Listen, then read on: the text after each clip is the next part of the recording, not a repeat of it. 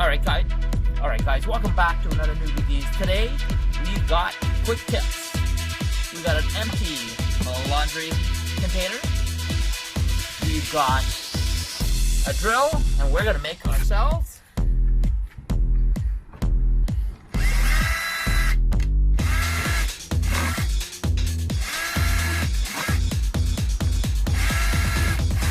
Come on guys, comment below. What do you think this is gonna be? Just don't stab yourself.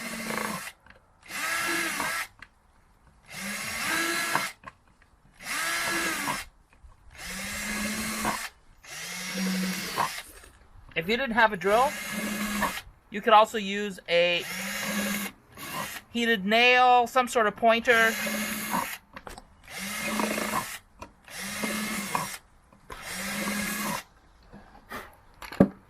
And what you have, folks, is you've got yourself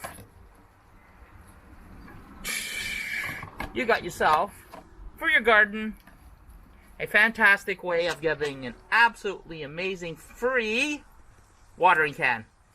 Tip number 1, with your drill, and we're ready to go.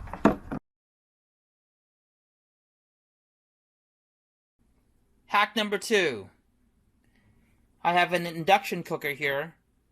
And if you hate cleaning your traditional cooktops, this one hack will really show you why an induction cooker is much better for no cleanups. It's quicker. All I've got is a pan here with some oil in it. I'm going to fry me up an egg. Now this pan is an induction pan. It has metal in it, it has iron, and with a simple fridge magnet you can tell that that's an induction ready pan. Now, induction, so it uses magnetism as the heating element. So I've got this down. Normally I would turn it on, break an egg into it. However, you know this oil is going to splatter. So, what I'm going to do instead, just to show you, it's on, and it's going to get hot. So what I'm going to do, you've never seen this before, folks. This is just a regular dish towel. Oh, that's right. I am going to cook with a towel underneath the pot. By the way, this is still going. That's right. In fact, I can even crank the temperature up. I don't need to, but... Alright, and you can see the oil starting to heat up. Whew. Now, when I crack this egg into it, just like this,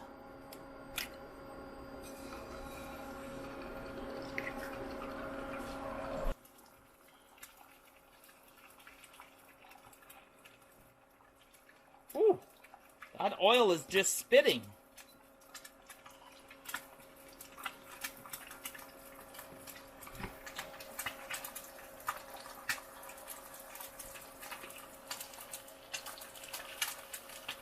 Ow, I don't want to get too close, but it is spitting. But my cooktop is actually pretty clean. Yikes.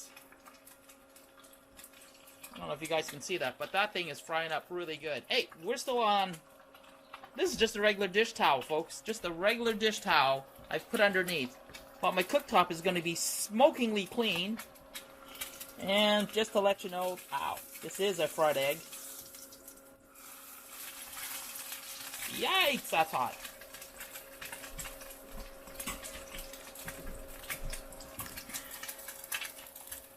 Ten more seconds and we're done. So imagine this with fish or anything else that's all messy. Think about a potato boil over. Anything that you might have to clean up the cooktop. Well, this, you don't have that issue. I just turned off the cooker. We are ready. That's my egg. That took about a minute or so. Now, normally, I'd have to clean up. So let's see what happens. Egg is done. Egg is done. I'm gonna eat that. Look at my cooktop. Look at my towel.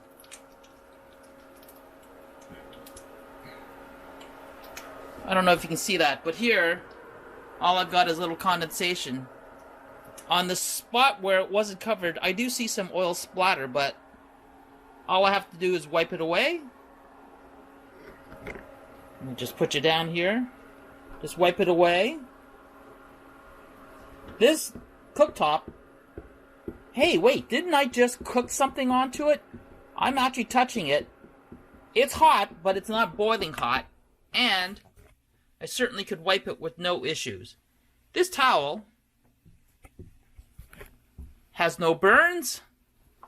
It's not hot.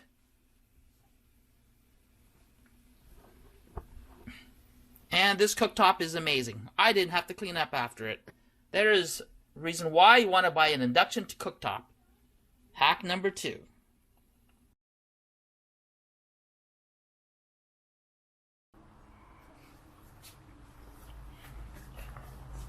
Alright guys, welcome back to Newbie Views. This week's video is a handyman special.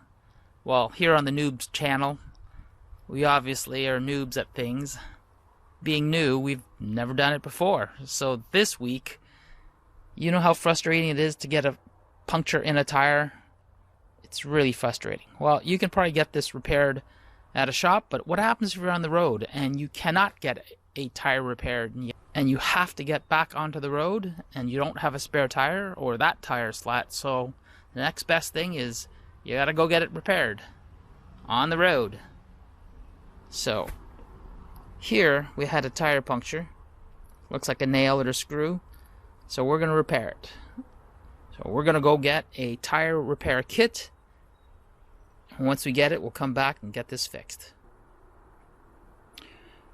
So I went to Canadian Tire to get a tool to repair a tire puncture.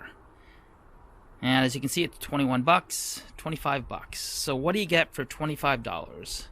I'm sure there are cheaper versions out there, but this is the one I got. At Canadian Tire, they sell something called Victor. I'm sure there are other versions out here. But it's got 32 pieces.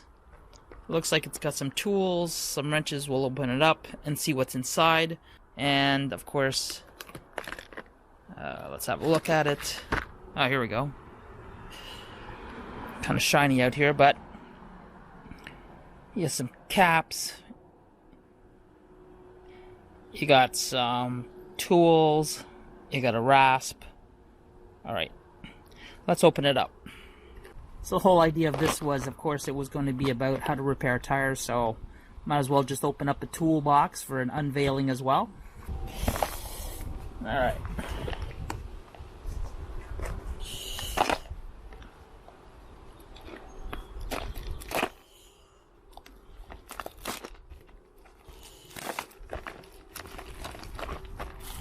Okay.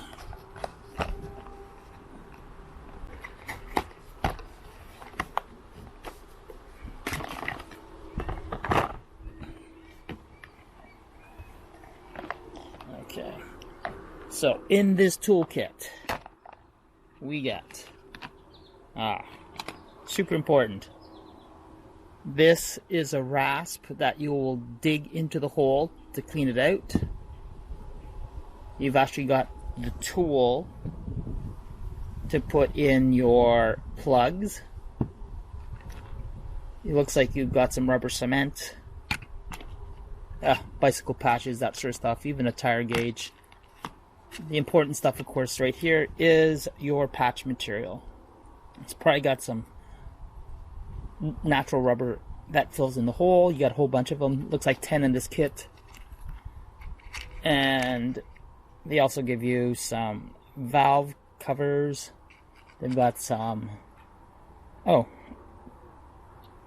If you've got a valve leak, you put a new valve into your tube or stem. And more importantly, you have a stem remover. Wow, for 25 bucks, that's pretty good. I don't have one of these. Haven't had one for 50 years, so there you go. And of course, you got some install guides as well. But for this purpose, we'll be using some patches, the rubber cement, the insertion tool, and the rasp. So let's get started.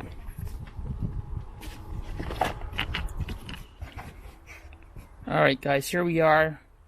We're going to start off with the first tool, which is the rasp. And the rasp is got some filings at the edge that will roughen up the hole to make the glue and the patch fit better. So this one's pretty close to the edge. Obviously it's not going to work on a sidewall, but it's in the tread block, so hopefully it should work. So never done this, so let's go.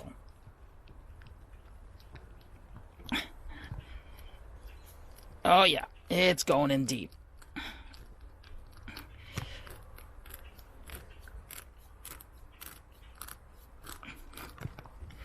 And in and out.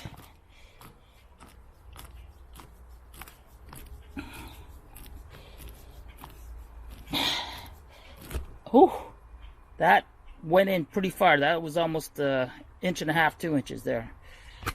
I think that's probably okay. Next comes, I'm gonna have to switch hands somehow. Alright, let me see if I can do this.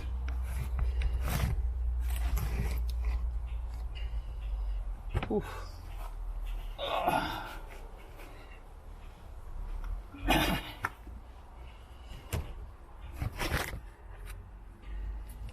Alright.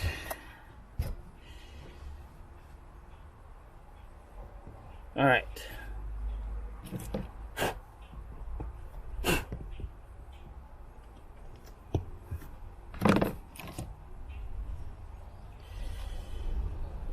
Next, I've got some glue.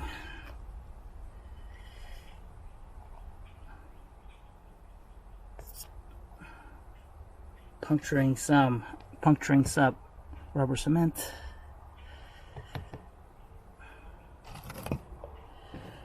Next, I'm going to get my tool out.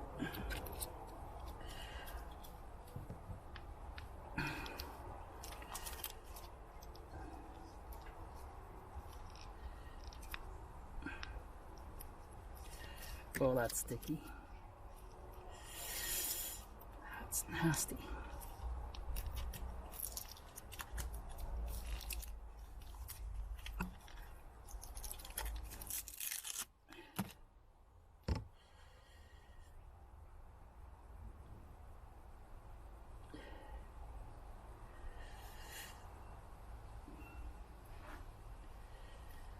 And I'm going to pierce it through. I'm not going to use that piece. That fell on the ground.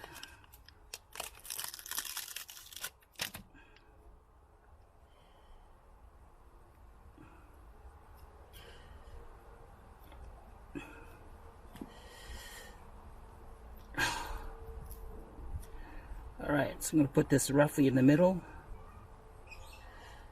Like so. And we're going back into the hole. Just before I do that, I'm going to coat my plug with some more rubber cement. And here we go.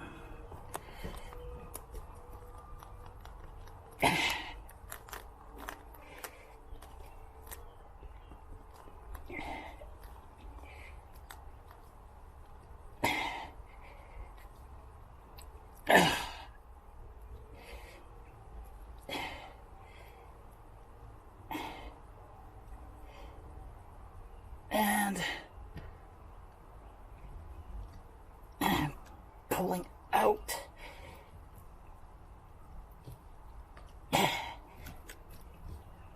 Gently.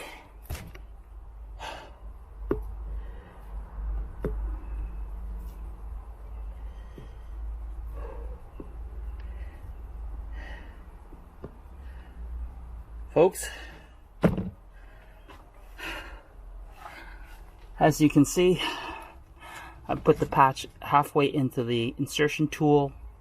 I pushed it in, not all the way to the top, but leaving a 1/2 inch of plug out, which I'll either cut off later on when it dries up a bit. I put a lot of glue in there. I think that was a little too much, but you can't control how much flow of the glue that you have. So that's it. We have plugged up the hole successfully. I'm going to wait a few minutes and then I'm going to fill it up with air to make sure it's airtight. Now if this doesn't work, I have no idea. I think I've destroyed this entire tire. So, alright, let's hope for the best. Alright, let's get this to my air compressor, which is just down the road here. Alright, gotta fill up the tire with air, see if the patch held.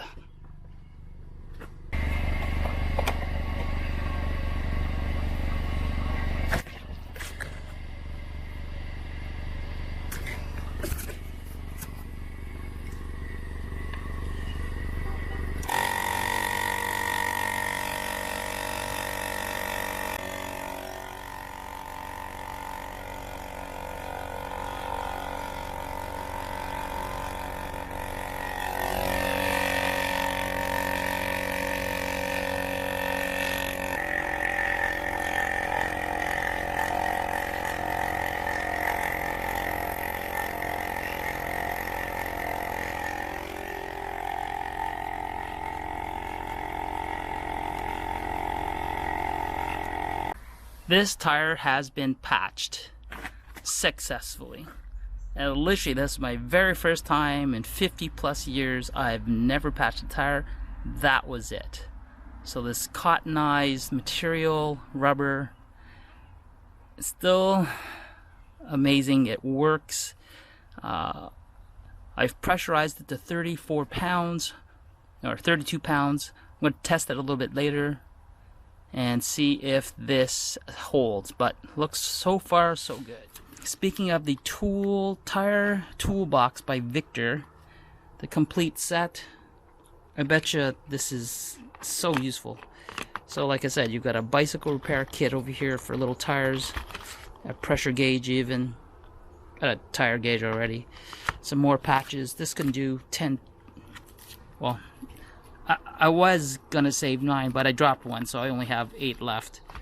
And the rasp tool, that was kind of daunting. You don't want to put bigger holes in the tire, but it's a necessary evil. It seemed to work well. I'm gonna clean it off for next time's use. The tool is completely sticky because of the adhesive on it, but it is a tool after all. And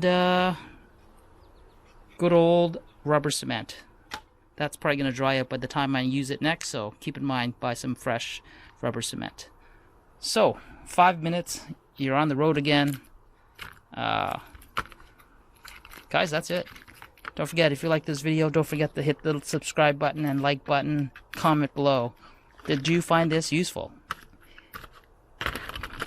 If you did, thumbs it up, share the video, and keep it handy. Should you ever have a flat tire, this is the way to change it.